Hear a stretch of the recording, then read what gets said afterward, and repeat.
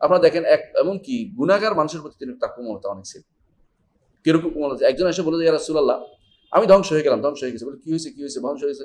আমি রমজানের দিনের বেলা স্ত্রীর কাছে পতিত হয়েছি। বলে, আয় হায়, কি এটা বলে নাই? কি এটা বলছে? হায় হায়, কি করলি, কি করলি? ধর ধর, বলে না, এটা বলে নাই। কি বলছে? বলছে, আসো তুমি বসো, তুমি কি পারবে কোনো 60 দিন রোজা রাখতে? বলো, হ্যাঁ, আমি তো এটা জীবনে একটা দাস আদাত করতে কখনো পারবো না, 60 দিন মিসকিন খাওয়া যাবে কখনো পারবো না। তো কি তোমার তো কিছুই দাঁড়া, বসো, আমাদের কাছে কিছু আসে কিনা দেখি। খাবার নিয়ে আসছে একটা বিশাল রসুলের কাছে। রসুল বলতে, এটা নিয়ে দাও মিসকিন।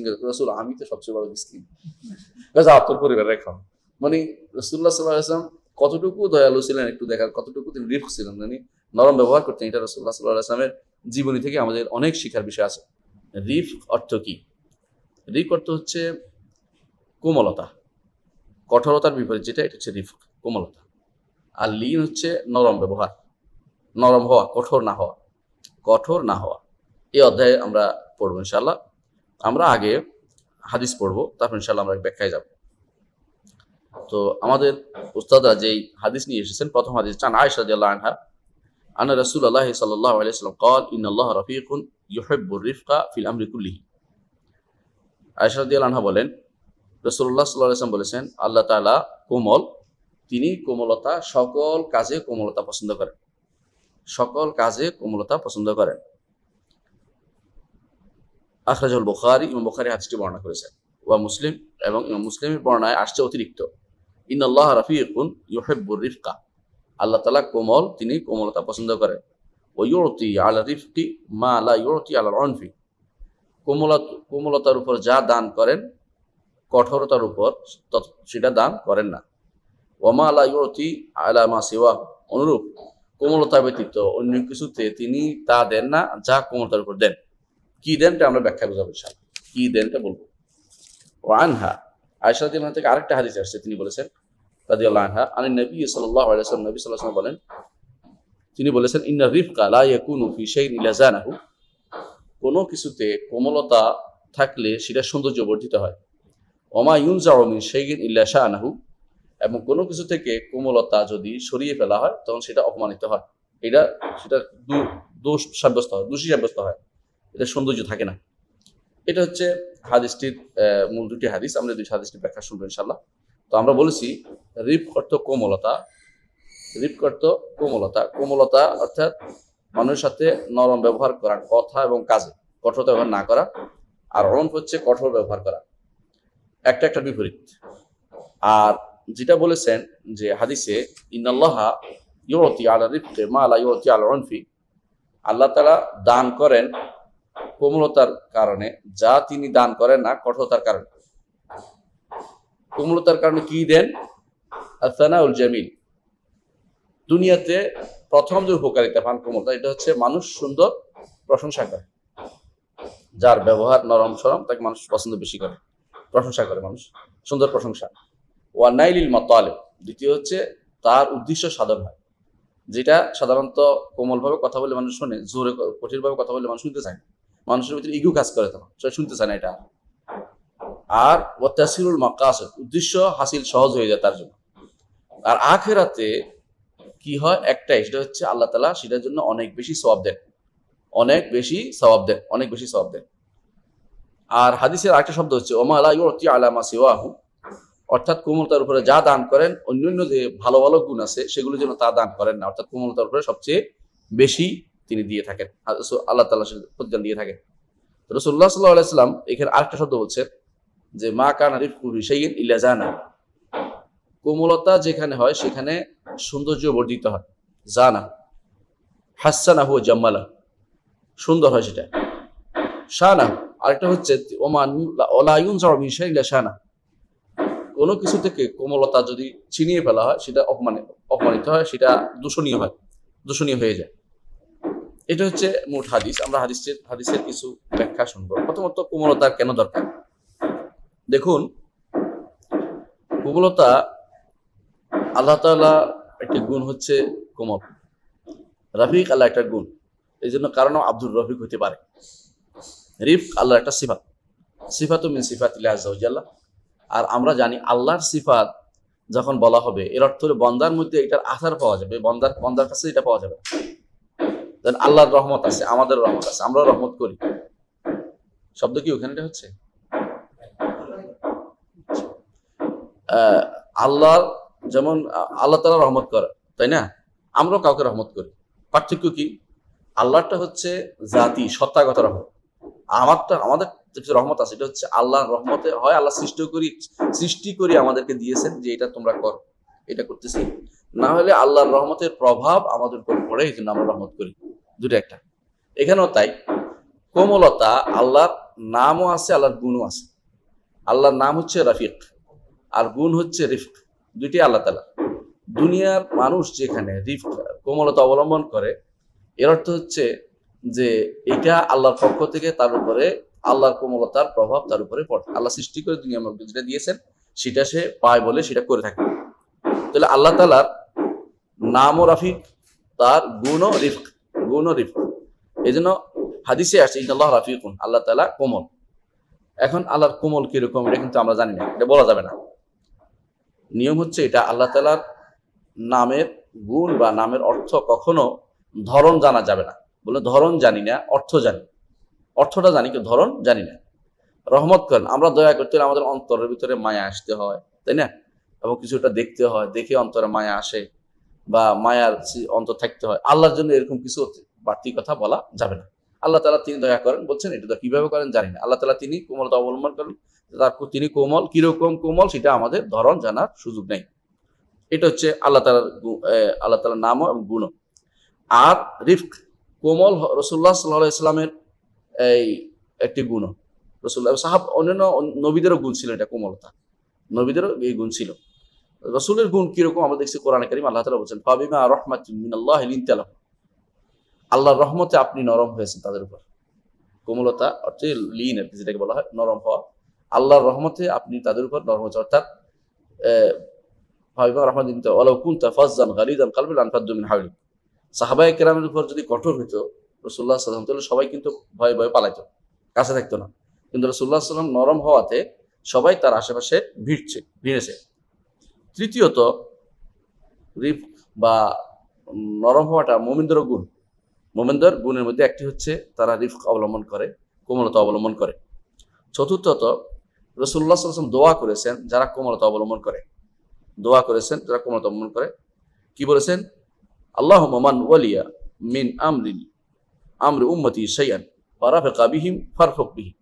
আল্লাহ তাআলা যে ব্যক্তি আমার উম্মতের কোনো দায়িত্বশীল হয়, কোনো দায়িত্বে নিয়োজিত হয়, যদি তাদের সাথে, তার অধীনস্থ লোকদের সাথে সে কোমল ব্যবহার করে, আল্লাহ আপনি তাদের সাথে কোমল ব্যবহার করবেন। এটা রাসূলুল্লাহ সাল্লাল্লাহু আলাইহি ওয়াসাল্লামের হাদিস। প্রত্যেকে আমরা কোনো না কোনো দায়িত্বশীল, ঘরে হোক, বাইরে হোক, পরিবারে হোক, যেখানে হোক, কোমলতা অবলম্বন করাটা সলবে সালিনটা বলতেন যে কোনো পরিবারে যদি কোনো কেউ আল্লাহ ভালো চান, তো সেখানে কোমলতার আল্লাহ তাআলা একটা আবেশ জড়িয়ে দেন যে পরিবারের মধ্যে সবাই কোমল থাকে। আর যদি কোনো জায়গাতে আল্লাহ তাআলা চান যে এখানে সমস্যা তৈরি হয়, সেখানে কঠোরতা চলে আসে প্রত্যেকের মাথার ভিতরে। এবং কিছুক্ষণের মধ্যে শেষ পরিণতি হয় কি, দুই দল দুই জায়গায়, এক বউ একখানে, জামাই একখানে, মানে কেউ স্বামী স্ত্রী একসাথে থাকার সুযোগ থাকে না। এই জন্য আল্লাহর খাস রহমত যখন কোনো পরিবারের ভিতরে কোমলতা আসে, তো কোমলতা রাসূলুল্লাহ সাল্লাল্লাহু আলাইহি ওয়াসাল্লাম বলেছেন, তিনি দোয়া করেছেন, আল্লাহ আমার উম্মতের মধ্যে যারা কোনো দায়িত্বে আসবে, তারা যদি তারা যদি তাদের অধীনস্থদের উপর তারা নরম ব্যবহার করে, কোমল ব্যবহার করে, আল্লাহ আপনিও তাদের উপর কোমলতা অবলম্বন করবেন। আর যদি তারা কঠোর হয়, আপনি তাদের উপর কঠোর হবেন। কঠিন হাদিস, আমরা জানি, সহিহ মুসলিমের হাদিস। অনুরূপভাবে রাসূলুল্লাহ সাল্লাল্লাহু আলাইহি ওয়াসাল্লাম বলেছেন যে আমি কি তোমাদেরকে জানিয়ে দিব না এমন প্রত্যেক ব্যক্তি সম্পর্কে যেই ব্যক্তির উপর জাহান্নাম হারাম আর জাহান্নামও তার জন্য হারাম। দুইটাই বলেছেন। সেটা কি? যে ব্যক্তি আলা কুল্লি গরিবিন হাইয়িন সাহল, এমন সবচেয়ে নাগালের ভিতরের মানুষ। গরিব অর্থ নিকটে, নিকট অর্থ কাছে, নিকট অর্থাৎ একজন মানুষের সাথে কথা বলতে ৩-৪ জন লাগে না, আপনি সরাসরি কথা বলতে পারেন, এরকম গরিবিন। লাইয়িন হাইয়িন সাহল, হাইয়িন সহজ, সাহলিন কথা বলা সহজ, মানে তার সাথে চলাফেরা করা সহজ। ইমাম তিরমিজি হাদিসটা বর্ণনা করেছেন। রাসূলুল্লাহ সাল্লাল্লাহু আলাইহি ওয়াসাল্লাম তিনি নিজেও রাফিক ছিলেন, কোমল ছিলেন। দেখুন, তিনি ইব্রাহিমকে, তার একমাত্র ছেলে জীবিত ছিলেন, মানে পরে মারা গেছেন, নবুয়তের পরে যে সন্তান দুনিয়াতে আসছিল একজন হচ্ছেন ইব্রাহিম, মারিয়া কিবতিয়া রাদিয়াল্লাহু আনহার ঘরে। তো এই সন্তান যখন মারা যাচ্ছে, রাসূল চোখ দিয়ে পানি পড়তেছে, কোলে নিয়ে বসেছিলেন। কোলে বসেছেন, বাচ্চা চোখে আর জিজ্ঞে বলতেছেন যে ইব্রাহিম তুমি চলে গেছো, আমি তোমার বিচ্ছেদে ব্যথিত, কিন্তু আমার রব যা বলছে এর বাইরে কিছু, আমার রব যা করেছে এর বিরুদ্ধে আমি কিছু বলবো না। ব্যথাও আছে, চোখ দিয়ে পানি পড়ছে। সাহাবায়ে কেরাম বললেন যে ইয়া রাসূলুল্লাহ আপনি কাঁদছেন? বলে হ্যাঁ আমি কাঁদছি, আল্লাহ তাআলা তার বান্দাদের মধ্যে যারা দয়াশীল তাদেরকে তিনি দয়া করেন, এটা হলো আমার দয়া, চোখ থেকে পানি বের হওয়া। তো এইভাবে দেখা যাচ্ছে যে রাসূলুল্লাহ সাল্লাল্লাহু আলাইহি ওয়াসাল্লাম তিনি ভালোবাসতেন, এই তিনি কোমলতা নিজেরও মধ্যেও ছিল এবং পছন্দ করতেন। আরেকবার তিনি, আপনারা জানেন যে হাসান হোসেন রাদিয়াল্লাহু আনহুমা রাসূলুল্লাহ সাল্লাল্লাহু আলাইহি ওয়াসাল্লাম সবচেয়ে প্রিয় পাত্র ছিলেন। তো তিনি একবার মিম্বরে খুতবা দিচ্ছিলেন, হাসান হোসেন আসছে, একবার পড়ে যাচ্ছে একবার উঠছে। রসুল নেমে গেছে, মিম্বর থেকে নেমে ওদেরকে উঠে বলেন যে যে এই দুইজনের জন্য ইন্নামা আমওয়ালুকুম আওলাদুকুম ফিতনা, সন্তান সন্ততি যে কতটুকু ফিতনা পরীক্ষার জায়গায় এটা প্রমাণিত হলো। আমি খুতবা দিচ্ছিলাম কিন্তু এই দিন পড়ে যেতে দেখে আমি আর করে থাকতে পারলাম না, নেমে আসতে হলো আমাকে। এটা বুঝালেন যে তিনি কতটুকু দয়ালু ছিলেন উম্মতের, মানে সন্তান সন্ততির প্রতি, এটা তিনি দেখিয়ে দিলেন। অনুরূপভাবে রাসূলুল্লাহ সাল্লাল্লাহু আলাইহি ওয়াসাল্লাম এই হাদিসটি সম্পর্কে একটু বলি আগে, যে হাদিসটা এখানে আছে আয়েশা রাদিয়াল্লাহু আনহা থেকে হাদিসটি বর্ণিত। আর আয়েশা রাদিয়াল্লাহু আনহা কে ছিলেন? রাসূলুল্লাহ সাল্লাল্লাহু আলাইহি ওয়াসাল্লামের সবচেয়ে প্রিয় স্ত্রী ছিলেন। জিজ্ঞাসা করা হয়েছে ইয়া রাসূলুল্লাহ আপনার কাছে সবচেয়ে প্রিয় মানুষ কে? বলছে আবু বকর রাদিয়াল্লাহু আনহু। আয়েশা রাদিয়াল্লাহু আনহা বলছে তার পুরুষদের মাঝে বলছে তার বাবা। তাহলে প্রিয় দুইটাই রাসূল এই একই পরিবারে, আয়েশা রাদিয়াল্লাহু আনহা এবং তার বাবা রাসূলের সবচেয়ে প্রিয় মানুষ ছিলেন। এই জন্য হাবিব রাসূলুল্লাহ সাল্লাল্লাহু আলাইহি ওয়াসাল্লাম যতদিন, এটা বলতে পারেন যে খাদিজা তো প্রিয় ছিলেন, খাদিজা প্রিয় ছিলেন আগে, তত মারা গেছেন, পরে রাসূলের কাছে প্রিয় ছিলেন আয়েশা রাদিয়াল্লাহু আনহা এবং তার পিতা, দুনিয়ার বুকে প্রিয় মানুষ। এই জন্য যারাই আয়েশা রাদিয়াল্লাহু আনহা সম্পর্কে উচ্চবাচ্য করে, এই জন্য ইমাম মালিক রাহমাতুল্লাহ আলাইহি বলেছেন তারা ঈমানদার নয়, তারা ঈমানদার থাকতে পারবে না। অর্থাৎ ঈমানদার হতে হলে আয়েশা রাদিয়াল্লাহু আনহা সম্পর্কে সুধারণা রাখতে হবে এবং ভালো কথা বলতে হবে, যদি কেউ ঈমানদার থাকতে চায়। এই জন্য আয়েশা রাদিয়াল্লাহু আনহা হচ্ছে এমন এক নারী, একদিকে ফকিহা, তিনি আমাদের মা ফকিহা। ফকিহা হচ্ছে সহজ কথা। আয়েশা রাদিয়াল্লাহু আনহা এভাবে বলতে পারেন যে কোনো একটা মাসালার সমাধান দরকার, দেখবেন যে কারো কাছে পাওয়া যাচ্ছে না, তখন তারা আয়েশা রাদিয়াল্লাহু আনহার কাছে গেলে আয়েশা রাদিয়াল্লাহু আনহা জিজ্ঞাসা করলে কোনো না কোনো সমাধান বের করে দিতেন, যে হ্যাঁ এটা আমি এরকম অমুক সময় এটা দেখেছি। এটা হচ্ছে ফিকহ। আল্লাহ তাআলা আয়েশা রাদিয়াল্লাহু আনহাকে দিয়ে উম্মতের এমন উপকার করেছেন যা কেউ বলতে পারবেন। রাসূলের পরিবারের মধ্যে এত বেশি হাদিস সংগ্রহ, এত বেশি ফিকহ বের করা ক্ষমতা আর কারো ছিল না। এটা হচ্ছে আয়েশা রাদিয়াল্লাহু আনহা। রাসূলুল্লাহ সাল্লাল্লাহু আলাইহি ওয়াসাল্লাম তার সাথে এমন ব্যবহারগুলো করতেন যেগুলো রিফক, ডিলিং এর মতো। কিরকম? বলছে রাসূলুল্লাহ আমি তো খেলা দেখবো। বলছে খেলা দেখবা, ঠিক আছে উঠো, আমার কাঁধে উঠে দেখো। কাঁধে উঠে দেখতেছিলেন যে খেলাগুলি কোত্থেকে, ওই যে হাবশারা খেলতেছিল, যুদ্ধ খেলতেছিল, ইয়ার ভিতরে তীরন্দাজি খেলতেছিল, তীরন্দাজি বলে তখনকার দিনে তীর নিক্ষেপ দেখতেছিল ঈদের দিনে। অনুরূপভাবে তিনি রাসূলুল্লাহ সাল্লাল্লাহু আলাইহি ওয়াসাল্লাম তার সাথে দৌড় প্রতিযোগিতাও করতেন, কোনো সফরে গেলে দৌড় প্রতিযোগিতা করতেন। এগুলো সবই তার রিফক, কোমলতার নমুনা, কোমলতার কিছু নমুনা আমরা দেখতে পাচ্ছি। হাদিসের মধ্যে দুইটা হাদিসে কিন্তু আয়েশা রাদিয়াল্লাহু আনহা থেকে আসছে, দুইটা হাদিসে আয়েশা রাদিয়াল্লাহু আনহা থেকে আসছে। রাসূলুল্লাহ সাল্লাল্লাহু আলাইহি ওয়াসাল্লাম তিনি কিছু কোমলতা, তার কিছু এমন কোমল ছিলেন, কিছু কোমলতার কিছু নমুনা পেশ করতে চাচ্ছি। এক নম্বর, ওবাদা ইবনে শুরাহবিল বলেন যে এক বছর আমাদের খুব দুর্ভিক্ষ লেগেছিল।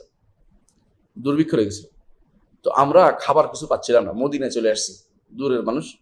মদিনায় এসে দেখি যে খাবার এক খিদায় ঢুকে গেছি এক বাগানে ঢুকে সেখানে সুম্বুলা, মানে এই ছড়ার ভিতরে পাইছি, গমের ছড়ার ভিতরে গম পাইছি, খুলে গম শুয়ে খাওয়া আরম্ভ করছি। তো মালিকে এসে আমাকে আঘাত করলো, আমার কাপড় নিয়ে গেল, দুটোই করলো। আমি কানতে কানতে রসুলের কাছে উপস্থিত হয়ে গেছি। রসুল ডেকে আনলেন, কি হয়েছে? বলে এইভাবে আমাদের বাগানে না বলে ঢুকেছে আর আমাদের বাগান থেকে খেয়ে ফেলেছে। রাসূলুল্লাহ সাল্লাল্লাহু আলাইহি ওয়াসাল্লাম কি বললেন? রাসূলুল্লাহ সাল্লাল্লাহু আলাইহি ওয়াসাল্লাম বললেন, লোকটি যখন ক্ষুধার্ত তাকে তুমি খাওয়ালে না, লোকটি যখন জানলো না, কি মাসালা জানে না কি করতে হবে, তাকে তুমি জানালে না। দোষটা কার দিলেন? মানে ওই লোককে, যে লোকটা তাকে আঘাত করলো, এবং বললেন যে তার কাপড় তাকে ফেরত দাও, ফেরত দিয়ে দিলেন। এবং রাসূলুল্লাহ সাল্লাল্লাহু আলাইহি ওয়াসাল্লাম বললেন যে এক ওয়াসক খাবার ওকে দাও, ওরা অভাবী, পোশাক খাবার দিয়ে দাও। এটা কেন শিখিয়ে দিলেন রাসূলুল্লাহ সাল্লাল্লাহু আলাইহি ওয়াসাল্লাম? যে অভাবী মানুষের এই অবস্থায় তার উপরে কঠোরতা আরোপ করার কোনো সুযোগ নাই। এটা তার কোমলতার একটা নমুনা। আরেকটি আমরা সবাই জানি একটি নমুনা, তয়েফ থেকে তিনি যখন আসছিলেন, তখন তয়েফে গেছেন, 3 ভাই ছিল ওরা তয়েফে। আব্দু ইয়ালিলের 3 ভাই বলা হতো। আব্দু ইয়ালিল ওখানকার বিখ্যাত তখনকার নেতা, এই তায়েফ জনপদের নেতা।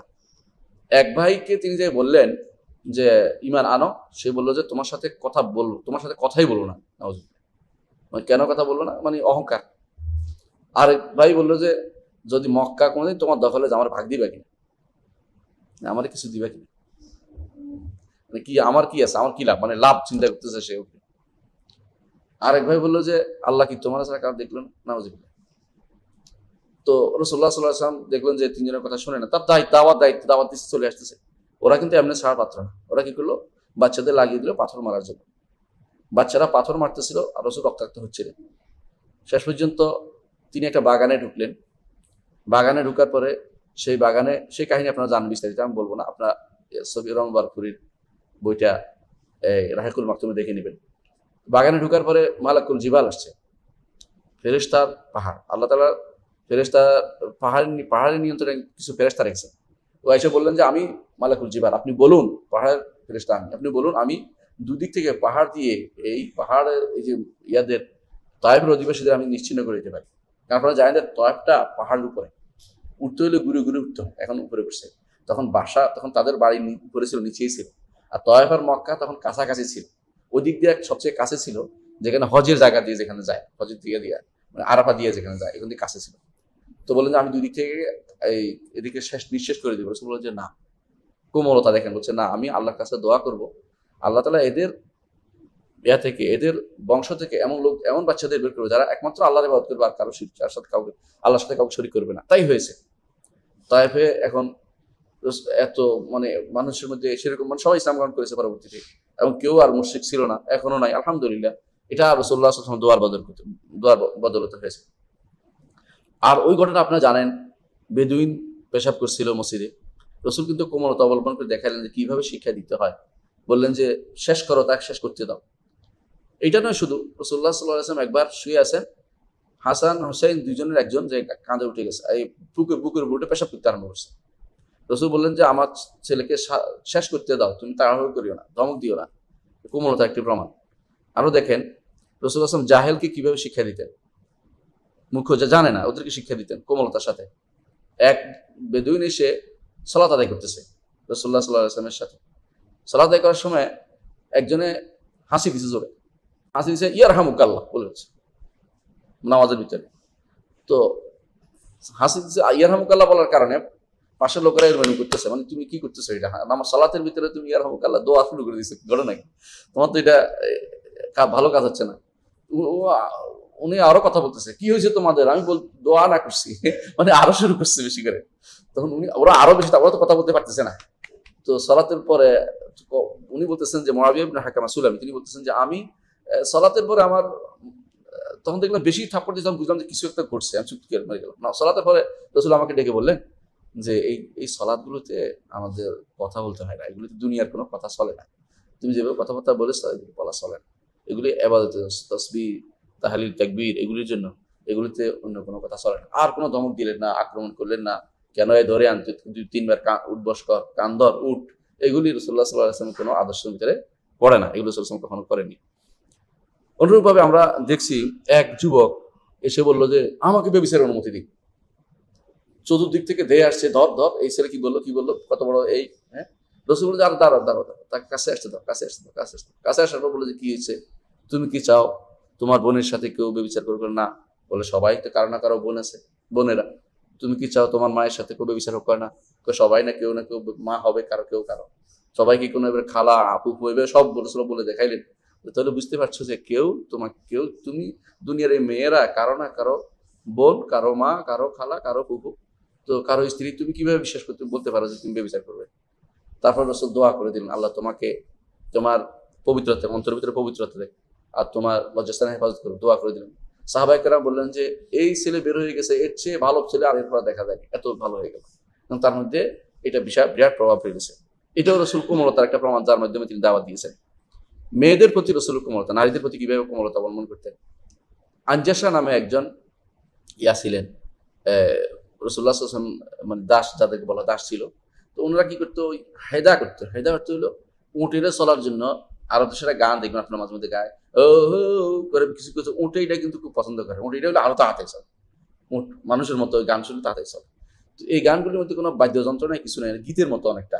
আমাদের যে গীত গায় না, কেউ কেউ খুশির আনন্দে কেউ কথা বলে, এগুলো কিন্তু ওইরকম না যে, বা খারাপ কোনো কথাও না, এটি শুধুমাত্র ওর উঁট বুঝে উঁটকে বোঝানোর জন্য, চিৎকারের জন্য।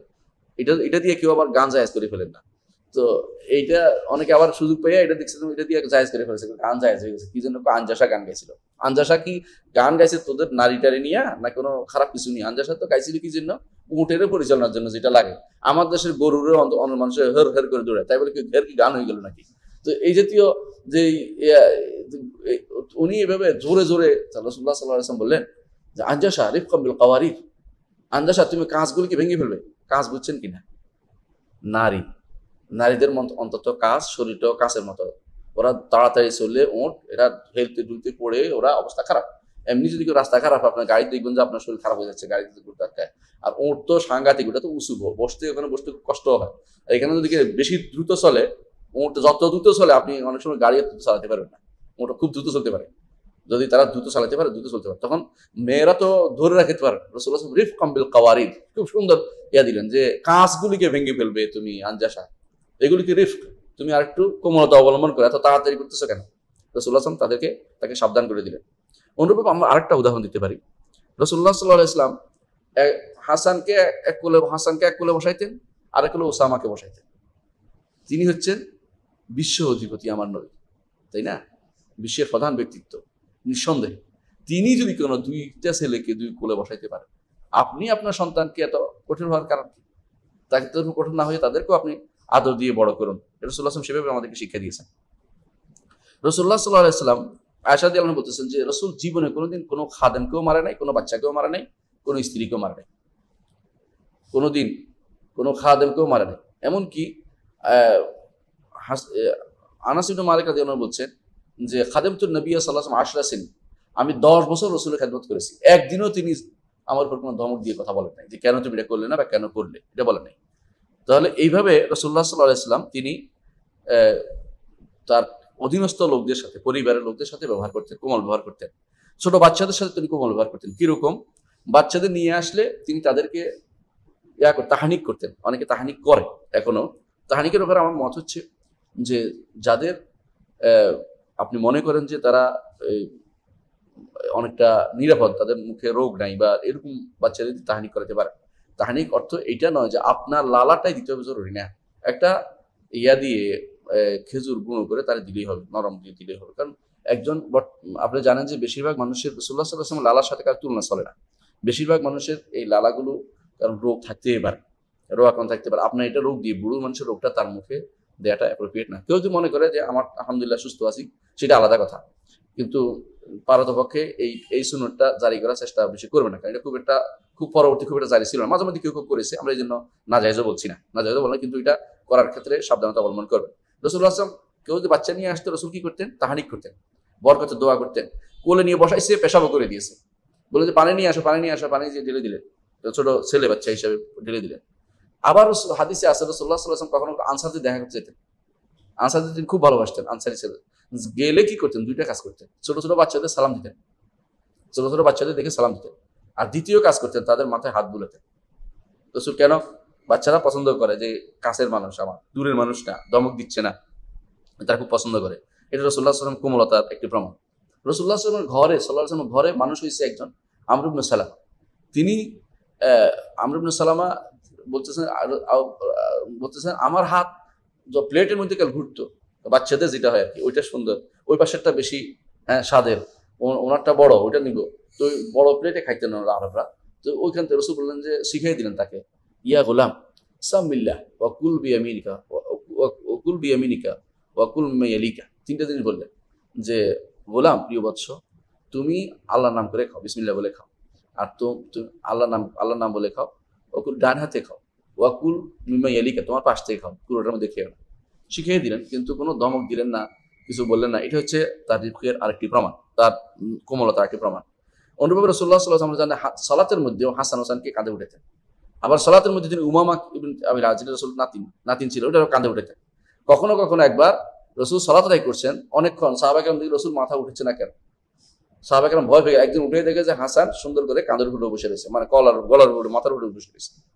পরে সালাতের পরে তিনি বললেন যে আমার কোনো কিছুই হয়নি, হাসান আমাকে ঘোড়া বানাই ফেলছিল, আমি চাচ্ছিলাম তার ঘোড়ার খেলাটা শেষ হোক, তারপরে আমি মাথাটা উঠাবো। এটা রাসূলুল্লাহ সাল্লাল্লাহু আলাইহি ওয়াসাল্লাম খেয়াল রেখেছেন। কোমলতার, আমার নবী ছিলেন কোমলতার পুরো উদাহরণ। আপনারা দেখেন এমনকি গুনাহগার মানুষের প্রতি তিনি তার কোমলতা অনেক ছিল। কিরকম কোমলতা? একজন এসে বলে যে ইয়া রাসূলুল্লাহ আমি ধ্বংস হয়ে গেলাম, ধ্বংস হয়ে গেছে। বলে কি হয়েছে ধ্বংস হয়েছে? আমি রমজানের দিনের বেলা স্ত্রীর কাছে পতিত হয়েছি। বলে আয় হায়, কি এটা বলে নাই, কি এটা বলছে? হায় হায়, কি করলি ধর ধর, বলে না এটা বলে নাই। কি বলছে? বলছে আসো তুমি বসো, তুমি কি পারবে কোনো 60 দিন রোজা রাখতে? বলো হ্যাঁ, আমি তো এটা জীবনে একটা দাস আদাত করতে কখনো পারবো না, 60 দিন মিসকিন খাওয়া যাবে কখনো পারবো না। তো কি তোমার তো কিছুই দাঁড়া, বসো আমাদের কাছে কিছু আসে কিনা দেখি। খাবার নিয়ে আসছে একটা বিশাল রসুলের কাছে।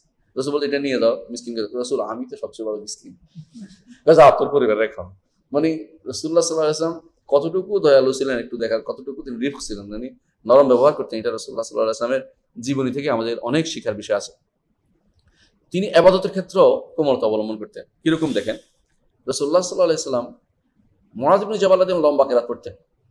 আজকে আমি এটাই জন্য অর্ধেক কেরাত পড়ছি আপনাদের, লম্বা কেরাত পড়তেন। কিন্তু আমরা লম্বা কেরাত পড়ি কেন? আমাদের সব ইয়াং জেনারেশন আলহামদুলিল্লাহ। তো ওখানে গ্রামাঞ্চল ছিল, গ্রামাঞ্চলে আবার লম্বা কেরাত পড়লে বুড়ো মানুষ থাকে। তো একজনে সালাত দেখছে যে উনি লম্বা কেরাত পড়তে রেখে সূরা বাকারা পড়তে আরম্ভ করছে। উনি ভয় পেয়ে গেছে, যাইয়াত আলাদা পড়তে সালাত পড়ে চলে গেছে। তো সবাই বলছে মুনাফিক দেরি নামাজ ভেঙে দিচ্ছে, বিশাল ব্যাপার। নিয়ে গেছে রসুলের কাছে। রসুল বলে যে কি ঘটনা এটা করছে। রসুল ও পক্ষ নিছে, দুর্বলের পক্ষ নিয়ে বললেন যে মহারাজ তুমি কি ফিতনা তৈরি করবে, মানুষের বিপদে ফেলবে, মানুষ তো তাহলে দিন থেকে দূরে সরে যাবে, পারবো না, এত লম্বা কাজ করতে পারবো না। তুমি আইনা আনতা মিন সাবহি ইসমা রাব্বিকাল আলা, শিখিয়ে দিলেন তুমি সাবহি ইসমা রাব্বিকাল আলা পড়বে। এই জন্য শেখ আলবানী রহমতুল্লাহ আলাইহি বলতেন যে আমি এই সুন্নাত দিতে সবচেয়ে বেশি পছন্দ করি এশা সালাতে, সাবহি ইসমা রাব্বিকাল আলা, হাল আতাকা হাদিসুল গাশিয়া, এগুলি বেশি পছন্দ করি। এই জন্য দেখবেন অধিকাংশ যারা আলেমে দ্বীন বেশিরভাগ তারা কিন্তু এশার নামাজে এই সূরাগুলি পড়ে। এটাকে বলা হয় আওসাতে মুফাসসাল বলে। এছাড়া হচ্ছে এর পরের গুলি ইয়া থেকে শুরু করে সালাতের নিয়ম হচ্ছে যে মাগরিবের সালাতে কেউ ওয়াদুহা থেকে নাস পর্যন্ত এগুলো হচ্ছে সুন্নাত। আর এর উপরের থেকে শুরু করে উপরের দিকে কাছাকাছি এই শেষ পাড়ার মাঝে থাকলে এটাকে বলা হয় আওসাতে মুফাসসাল। এটা হচ্ছে এশার নামাজের সুন্নাত। অন্যগুলিতে ভিন্ন ভিন্ন রেওয়ায়াত আছে, কোনো সমস্যা নেই। ফজরের সুন্নাত অনেক লম্বা, ফজরের বেশি পড়তেন রাসূলুল্লাহ সাল্লাল্লাহু আলাইহি ওয়াসাল্লাম, এটাকে আমল করা। তো আমরা দেখতে হচ্ছে ইবাদতের ক্ষেত্রেও তিনি কিন্তু কোমলতা পছন্দ করতেন। কখনো কখনো তিনি সালাতে দাঁড়াতেন, পিছনে বাচ্চার কান্না শুনতেন, বাচ্চার কান্না শুনে কি করতেন, কেরাত ছোট করে করতেন। কেন? বাচ্চার মার কষ্ট হয়ে যাবে, হাদিসে আছে এভাবে, বাচ্চার মার কষ্ট হয়ে যাবে, তাকে সামলানো, এই জন্য ইয়া করতেন। অনুভব রাসূলুল্লাহ সাল্লাল্লাহু আলাইহি ওয়াসাল্লাম এমনকি ছোট কোনো বাচ্চা এসে বলতো, অপরিচিত এসে বলতো ইয়া রাসূলুল্লাহ আমার কথা আছে আপনার সাথে, হাত ধরে নিয়ে যাচ্ছে রাসূলুল্লাহ সাল্লাল্লাহু আলাইহি ওয়াসাল্লামকে। হ্যাঁ, পৃথিবীর বাদশা বর্তমানের যুগের এর চেয়ে বড় মানুষ কি আছে যাকে হাত ধরে নিয়ে যেতে পারে? তিনি হচ্ছেন মুহাম্মদ রাসূলুল্লাহ সাল্লাল্লাহু আলাইহি ওয়াসাল্লাম।